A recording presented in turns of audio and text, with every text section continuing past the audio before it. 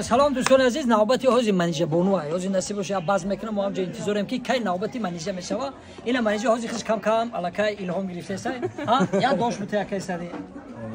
برای کار منیژه بونو با خدای بلند برسید الله اکبر. باوری دارم که منیژه بونو بسیار یک دختر خاکسارای بله توی دیوانه میکنه. نرمند خوبه، بسیار خاراکتری خوب داره. حوزی اینا نصیب باشه برنده را میگیم نوبت منیژه بونو دمیشه. همه صدای خوب داره. سعید جان میشد منیژه کوه منیژه پیش از بونو که آخرات توی است. نیالی توی های پیش از 15 هم توی داره.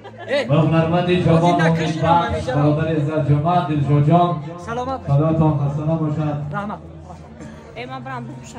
یارو دوستان عزیزان پیوندان کل میهمانانی از دور نزدیک آمده را به این درگاه برای خاندان خیرآمدم گفتن دوری سیده تاج بر سر میگی. که ما حیرانیم که فقط پیش ای برآمد پیش ای خود خواندن همین منیژه کم کم میترسن. نمیدونه برای چی. خیلی نرمندی خوب. خدا یو جان و دلم. داد افتادای من که نبره بس و با. از خدا می‌خواهید بارد باقی اینا می‌دست. نه خوندم پیش ای. او نیادارم از برام یاد دیگه بخونم. مرحبا. اگر سوغا بتیا. اکندی شجاع توی چه رفته سر؟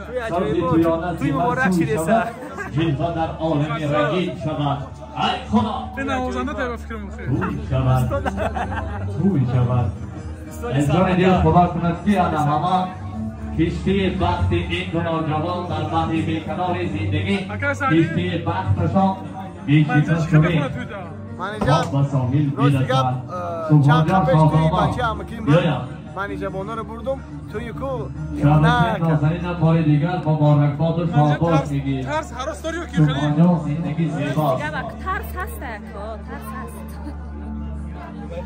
زندگی زیباست هر روز هر لحظه هر دقیقه هرگز بر نمیگردد نباید دوستان چی گفتن یا داری؟ یک خاصه میزنیم اینیول همراه برادران قرار داریم در توی خونه با گلانسه که نازنین در تنها پریکولا خالکی